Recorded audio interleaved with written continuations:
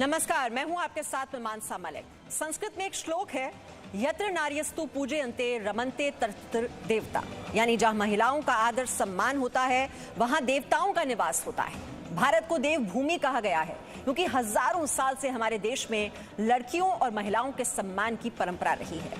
लेकिन जब किसी बेटी के साथ अत्याचार होता है तो पूरे देश का सिर शर्म से झुक जाता है।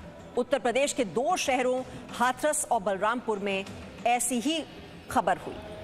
हाथरस में 19 साल की लड़की से गैंगरेप का आरोप लगा। हालांकि इस आरोप पर सवाल उठे और आरोपी लड़कों ने एसपी को चिट्ठी लिखकर दावा किया कि उन्हें झूठे मामले में फंसाया गया है। आरोपी पक्ष का कहना है कि उसने कोई गलत काम नहीं किया है, जबकि पीड़ित पक्ष का भी एक लेटर सामने आया है। ये चिट्ठी आपको बता दें 14 सितंबर की बताई जा रही है। ये लेटर भी एसपी को लिखा गया था जिसमें रेप का जिक्र नहीं था। उधर बलरामपुर में पुलिस ने गैंगरेप के 2 मुख्य आरोपी समेत 4 आरोपियों को गिरफ्तार कर लिया है, जिन पर 22 साल की लड़की से गैंगरेप का आरोप है। जी न्यूज का संकल्प है कि वो देश की हर बेटी के लिए न्याय की आवाज उठाएगा, चाहे वो हाथरस की गुड़िया हो या फिर बलरामपुर की बेटी।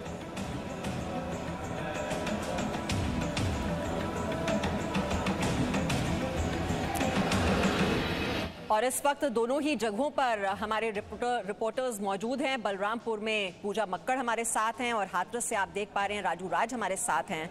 लेकिन ये जो कहानी है, ये दरअसल न्याय की जो लड़ाई है, ये दोनों जगहों पर लड़ने की जरूरत है।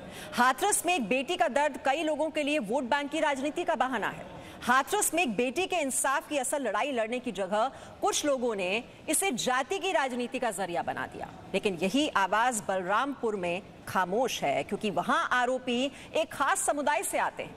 लेकिन ऐसे लोगों को आज हम बताना चाहते हैं कि बलरामपुर और हाथरस के दर्द में कोई भेद नहीं है, कोई फर्क नहीं है।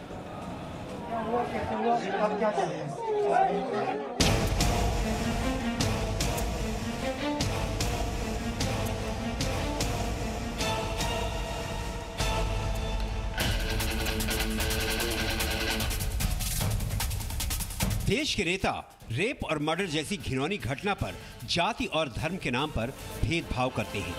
पिछले 1 हफ्ते में आप ये देख चुके हैं कि बड़े बड़े नेता हाथरस जाने के लिए हर हद को पार कर गए। लेकिन बलरामपुर में 22 साल की लड़की से हुए रेप और मर्डर का दर्द उन्हें नहीं होता। हाथरस की बेटी के लिए संवेदना का दिखावा करते हैं और बलरामपुर की बेटी के लिए सौतेले व्यवहार का प्रदर्शन करते हैं। मैं उस परिवार से जाके मिलना चाहता हूँ। मैं बता रहा हूँ, ये मुझे रोक नहीं पाएगा। महिलाओं की सुरक्षा की जिम्मेदारी सरकार को लेनी पड़ेगी, सरकार को लेनी पड़ेगी, योगी जी को लेनी पड़ेगी। महिलाओं के साथ हिंसा के मामलों में जी न्यूज कोई भेदभाव नहीं करता है। हम हाथरस के साथ दूसरे मामलों की भी रिपोर्टिंग कर रहे हैं। उत्तर प्रदेश के बलरामपुर मामले की भी रिपोर्टिंग की जा रही है। वहाँ गैंगरेप के बाद 22 वर्ष की पीड़िता की मौत हो चुकी है। गैंगरेप के मुख्य आरोपी शाहिद को पुलिस रिमांड पर लेकर पूछताछ कर रही है। हालांकि बलरामपुर में पीड़िता के घर पर न्यूज चैनलों की भीड़ मौजूद नहीं है और न ही पीड़िता के परिवार से मिलने के लिए अलग अलग पार्टियों के नेता पहुंच रहे हैं। ज्यादातर पत्रकारों ने टीआरपी के लिए सिर्फ हाथरस मामले की कवरेज की और नेताओं ने भी हाथरस मामले पर ही बयान दिए हैं। लेकिन बलरामपुर में पीड़िता के परिवार को मीडिया के विशेष वर्ग और नेताओं ने अनदेखा कर दिया। हाथरस में गए हुए कांग्रेस के राहुल गांधी जी और प्रियंका गांधी जी हैं, वो यहाँ पे पता नहीं आना ही नहीं चाहते हैं कि क्या बात है। लेकिन जैसे हाथरस में वो गए हैं, अब लड़की के लिए लड़ा जा रहा है, वैसे बलरामपुर की बेटी के लिए भी इंसाफ चाहिए। हम लोग चीख चीख के चिल्ला चिल्ला के कह रहे हैं हमें इंसाफ चाहिए, तो उन्हें आके देखना चाहिए कि लड़की को इंसाफ मिल रहा है कि नहीं मिल रहा है, न्याय मिल रहा है कि नहीं मिल रहा है। आपको बलरामपुर की पीड़िता के संघर्षों के बारे में भी जानना चाहिए। इस घटना से पहले वो बीकॉम की पढ़ाई के साथ साथ अपने परिवार की मदद के लिए नौकरी भी कर रही थी। वो लॉ की पढ़ाई करके वकील बनना और कामयाबी हासिल करना चाहती थी। उन्होंने अपने परिवार को गरीबी से बाहर निकालने का सपना देखा था, लेकिन अब उस सपने की मौत हो चुकी है। पीड़िता की माँ आज भी उन्हें याद करके भावुक हो जाती है। इसलिए आज आपको इस माँ की बातों को ध्यान से सुनना चाहिए। कहती थी मम्मी हमें आगे फिर और पढ़ना है, ये काम भी करती थी। थोड़ा पैसा हम बटोरेंगे, थोड़ा तुम सब देना, हमें वकालत करना है, हमें आगे पढ़ाई करना है मम्मी। यही बात हमेशा वो कहती थी। और कहती थी मम्मी कुछ हम करेंगे कुछ तुम करना, फिर आगे और हम पढ़ाई कर लेंगे, 3 साल में हम वकील बनेंगे, फिर हमारी गरीबी दूर हो जाएगी। यही सब बातें करती थी। अब ये विडंबना नहीं तो क्या है, हाथरस मामले में ये साबित हो चुका है कि पीड़िता के साथ रेप नहीं हुआ था। उसकी मौत पर भी कई पहलू अब तक पहेली बने हुए हैं, जबकि बलरामपुर में 22 साल की लड़की के साथ गैंगरेप और मर्डर की पुष्टि हो चुकी है। लेकिन देश के नेताओं को सिर्फ हाथरस में लगे मीडिया के मेले में शामिल होना है। बलरामपुर की पीड़िता के परिवार के जख्मों की उन्हें कोई परवाह नहीं है। ब्यूरो रिपोर्ट, जी मीडिया। और इस वक्त का अपडेट आपको दे दें, बलरामपुर केस में आरोपी से पूछताछ की गई है। लड़की के परिवार के सदस्यों को भी थाने लाया गया है। पीड़ित की मां, बहन और भाई भी थाने में मौजूद हैं। तो आरोपी से थाने में पूछताछ, लड़की के परिवार के सदस्यों को भी थाने लाया गया। पीड़ित की मां, बहन और भाई भी थाने में मौजूद। पूजा मक्कड़ हमारे साथ हैं। पूजा मक्कड़, हालांकि 4 आरोपियों की गिरफ्तारी हो चुकी है। अब पीड़ित की मां, बहन और भाई, उन्हें थाने क्यों लाया गया है? देखिए मीमांसा, सबसे पहले ये समझना होगा कि 29 सितंबर को जब ये घटना हुई थी, उसके अगले ही दिन 2 लोगों को गिरफ्तार कर लिया गया था, जिसमें से एक मुख्य आरोपी जो कि 22 साल का लड़का है, उसकी रिमांड कल ली है पुलिस ने। अगले ही दिन उसको थाने से कोर्ट में भेज दिया गया, वो न्यायिक हिरासत में रहा। लगातार परिवार ये मांग करता रहा कि अगर आपने किसी व्यक्ति को गिरफ्तार किया है तो उससे कुछ पूछताछ की होगी, उस व्यक्ति ने ये बताया होगा कि हमारी लड़की की मौत आखिर किस वजह से हुई, उसका मर्डर किसने किया। लेकिन इन सब बातों का पुलिस ने परिवार को कोई जवाब नहीं दिया। और आज कल जाकर पुलिस ने 10 दिन के बाद, यानी कि कल जब 9 दिन पूरे हो गए थे, तब उस लड़के की जमानत ली, क्योंकि परिवार लगातार ये दबाव बना रहा था कि सच तो सामने लाइए, ये तो बताइए कि आखिर आरोपी सिर्फ ये 2 हैं या ज्यादा हैं, क्योंकि परिवार लगातार ये शक जता रहा है कि जिस तरह की बर्बरता इस 22 साल की लड़की के साथ हुई है, ये केवल 2 लोगों का काम नहीं हो सकता। हम आपको अभी की तस्वीर भी दिखा देते हैं। हम उसी थाने में मौजूद हैं जहां पर अंदर लड़के को कल रात को रिमांड पर लिया गया है। अब उससे लगातार पूछताछ चल रही है।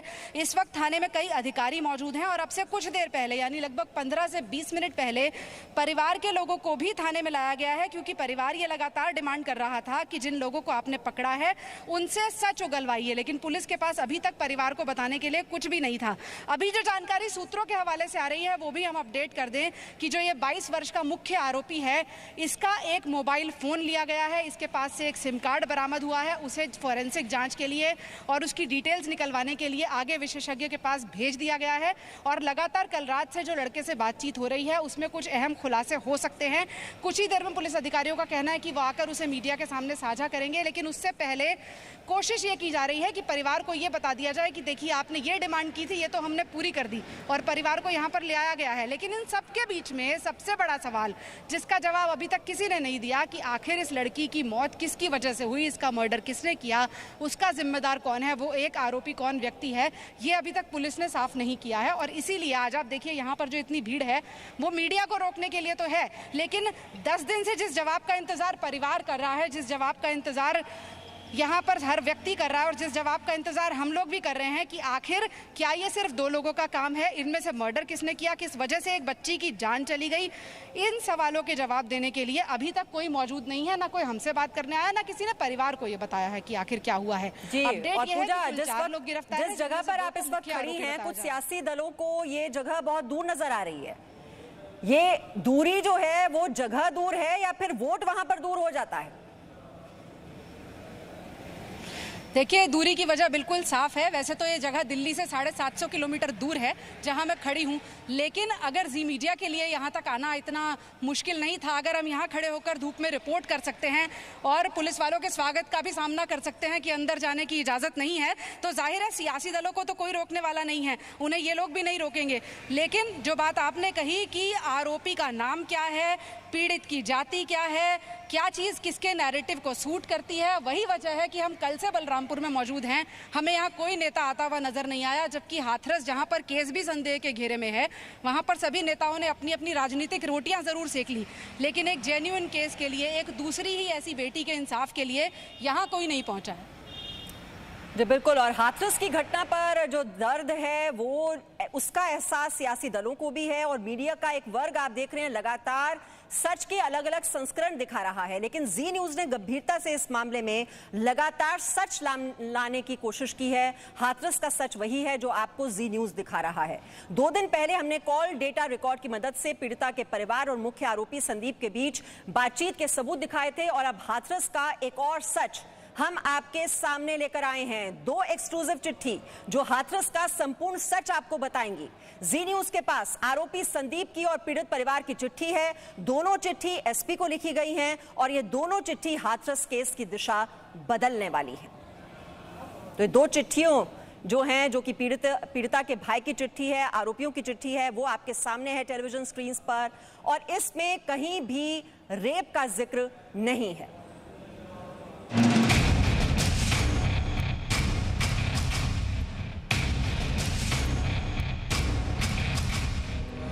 हाथरस केस में रोज नए नए खुलासे और तथ्य सामने आ रहे हैं। जी न्यूज उन सबूतों को सबसे पहले आपके सामने पहुंचा रहा है। हाथरस कांड के आरोपियों ने जेल से पुलिस अधीक्षक को चिट्ठी लिखी है, जिसे जी न्यूज सबसे पहले आपको दिखा रहा है। इस चिट्ठी में आरोपियों ने खुद को निर्दोष बताया है। मुख्य आरोपी संदीप ने लिखा है, जिसमें दावा किया गया है कि पीड़िता के साथ उसकी दोस्ती थी, जिससे उसका परिवार नाराज था। चिट्ठी की बड़ी बातें आपको बता देते हैं। एसपी को भेजी गई चिट्ठी में संदीप ने कहा कि पीड़िता के साथ मेरी दोस्ती थी। मुलाकात के साथ मेरी कभी कभी उससे फोन पर बात हो जाती थी। मेरी ये दोस्ती उसके घर वालों को पसंद नहीं थी। संदीप के मुताबिक उसने पीड़िता के साथ कोई गलत काम नहीं किया। लड़की को उसकी माँ और भाई ने मारा है। इस चिट्ठी में कहा गया है कि लवकुश, रवि और रामू पर जो भी आरोप लगे हैं वो झूठे हैं। आरोपी परिवार का कहना है कि उनके लड़के निर्दोष हैं, उन्हें फंसाया जा रहा है। मामले की सीबीआई जांच के साथ दोनों पक्षों का नार्को टेस्ट होना चाहिए। वहीं पीड़िता के परिवार की भी मांग है कि दोषियों को कड़ी से कड़ी सजा दी जाए। ब्यूरो रिपोर्ट, जी मीडिया। और राजू राज हमारे साथ हैं। राजू राज, ये 2 चिट्ठियां और इससे जो केस की दिशा है वो पूरी तरह से बदल जाती है जांच की, क्योंकि इन दोनों ही चिट्ठियों में रेप का कोई जिक्र नहीं है।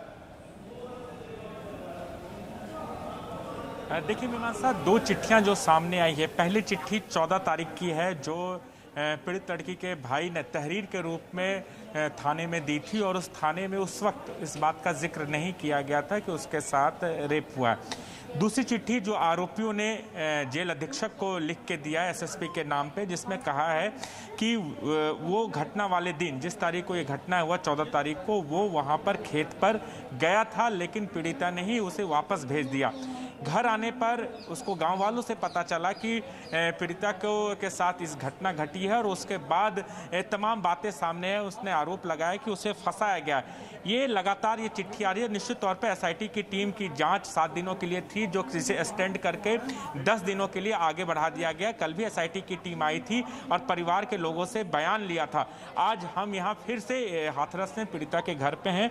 तमाम लोगों से बातचीत करने की कोशिश कर रहे हैं कि जिस तरीके से आरोपियों ने अपने आप को बेगुनाह बताने की कोशिश की है, इंसाफ की गुहार लगाई है। दूसरी तरफ परिवार भी लगातार ये कह रहा है, पीड़ित परिवार, कि उसे इंसाफ चाहिए। उनकी बेटी की मौत हुई और उनसे ही ये सवाल पूछा जा रहा है और लगातार इसी बात को लेकर। लेकिन दोनों चिट्ठी है और ये निश्चित तौर पर जांच में शामिल किया जाएगा, जिसके बाद इस पूरे प्रकरण में जांच की दिशा तय हो पाएगी। लेकिन सच इस पूरे मामले में कि पीड़िता की मौत हुई है, किसने मारा, किसने उसको मारा, ये सच आना बेहद जरूरी है। और यही वजह है कि तमाम लोग उनके घर पर पहुंचे, तमाम नेता हैं, पीड़िता के पिता हैं, उनसे भी बात करते हैं। सर, जो चिट्ठी सामने आई है उसको लेकर क्या कहना चाहिए? पीड़ित संदीप ने जो चिट्ठी लिखी है। सर, अभी हम कुछ बोलना नहीं चाहते, अभी ने थोड़ा सा जिनको झमेला है अभी। देखिए, ये इंसाफ तो मिलनी चाहिए, सच तो सामने आना चाहिए कि बच्ची की मौत हुई है, परिवार आप सदमे में है, उसे इंसाफ चाहिए ना। तो जा चीज में अभी हम तो ना बोल सकते ही ना, वो आरोप प्रत्यारोप करते रहेंगे। हमारी कहानी तो अपनी बेटी की है ना, हम तो अपनी बेटी पर न्याय लड़ेंगे, है ना। जा चीज पे वो आरोप अपने बचने के लिए वो कुछ भी करते रहे, हमें इससे मतलब नहीं है। मतलब वो बचने के लिए इस तरह के हथकंडे अपना रहे। हाँ। लेकिन एक दूसरी चिट्ठी भी है जो 14 तारीख को थाने में दी गई थी, जिसमें से कहीं से ना तो छेड़छाड़ ना तो रेप की बात लिखी गई थी। सिर्फ ये लिखा गया था कि संदीप ने मारा है पीड़ित लड़की को। नहीं, तो वो लड़की ने बयान किया है ना, अच्छा।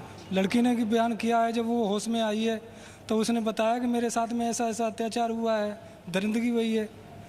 तो आप लोग क्या कहते हैं, आप लोग को भी मालूम है ये चीज़, तो लेकिन अब चिट्ठी लिख के क्यों इस तरह की बातें की जा रही है? ये अपने बचने के लिए, वो बचाव के लिए, अपने बचाव के लिए ये कर रहे हैं। चिट्ठी में उन 3 जो दूसरे आरोपी हैं, लव कुश है, रामू है, रवि है, इन तीनों के बारे में तमाम गांव वाले भी लोग कह रहे हैं कि वो लव कुश अपने घर पे वो था ही नहीं, वहाँ पे रामू अपने काम पर था, तमाम बातें थे। लव कुश ने ये भी कहा उनके परिवार के लोग, उसने तो पानी पिलाया, वो उस वक्त वहीं पर था।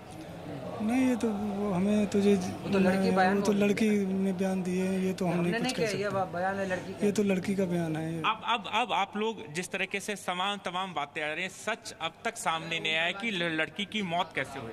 एक जो है चिट्ठी आई है जेल से, सेकंड पार्टी ने लिखी, वो कह रहे हैं साहब कि आपने और पूरे परिवार ने मिलकर मारा है, वो जो कह रहे हैं सरासर झूठ है, झूठ है, ये तो सरासर झूठ है। तो इस खबर से जुड़ा हुआ हर पहलू देखिए हम आपके सामने रख रहे हैं। हाथरस और बलरामपुर मामले को लेकर मीडिया और सोशल मीडिया में तरह तरह की खबरें आ रही हैं। खबरों में अफवाह की मिलावट ऐसी हो रही है कि सच को पहचानना मुश्किल हो रहा है, लेकिन आपका चैनल जी न्यूज सबसे प्रामाणिक कवरेज कर रहा है। आप देख रहे हैं आरोपी के परिवार का बयान, वो आपने जी न्यूज पर देखा। ये एक्सक्लूसिव सबूत आप जी न्यूज पर लगातार देख रहे हैं, चाहे वो फेक वायरल ऑडियो की क्लिप हो या फिर जो बयान दिए जा रहे हैं। हिंसा की साजिश में दर्ज एफआईआर की कॉपी आपने सिर्फ जी न्यूज पर देखी। ये हाथरस केस में एक्सक्लूसिव सबूत, आरोपी संदीप की एसपी को चिट्ठी, ये भी आपने देखी। पीड़िता के भाई की चिट्ठी हमने आपको दिखाई। अब इन चिट्ठियों से पूरी तरह से अब इस केस को अब एक नई दिशा मिल गई है और हम लगातार आपको कह रहे हैं कि जो तरह तरह की खबरें आप देख रहे हैं, जानकारियां जो आ रही हैं, अफवाह की मिलावट इसमें ऐसी हो रही है कि सच क्या है ये पहचानना आपके लिए मुश्किल हो रहा है। लेकिन आपका चैनल जी न्यूज सबसे प्रामाणिक कवरेज कर रहा है। हमारा सिद्धांत है न पक्ष न विपक्ष, केवल निष्पक्ष, और इसलिए हम पूरी ईमानदारी से खबर आपको दिखाते हैं। हाथरस और बलरामपुर केस इसका एक बड़ा उदाहरण है। हम इस केस के सभी पक्षों से जुड़ी खबर आपके सामने दिखा रहे हैं। जी न्यूज संवाददाता लगातार हाथरस और बलरामपुर से लगातार आपको ग्राउंड रिपोर्ट दिखा रहे हैं। आरोपी पक्ष और पीड़ित पक्ष दोनों की बात हम आपको दिखा रहे हैं ताकि आपको आधा अधूरा नहीं बल्कि पूरा सच पता चले। जी न्यूज ने मामले में ऐसे डॉक्यूमेंट्स और लेटर्स आपको दिखाए हैं जो इस अनदेखे सच को उजागर कर सकते हैं और हमारी ये कोशिश इसी तरीके से आगे भी जारी रहने वाली है। एक छोटे से ब्रेक के लिए आप presenting Zee news app available on Google Play and App Store. Download it now.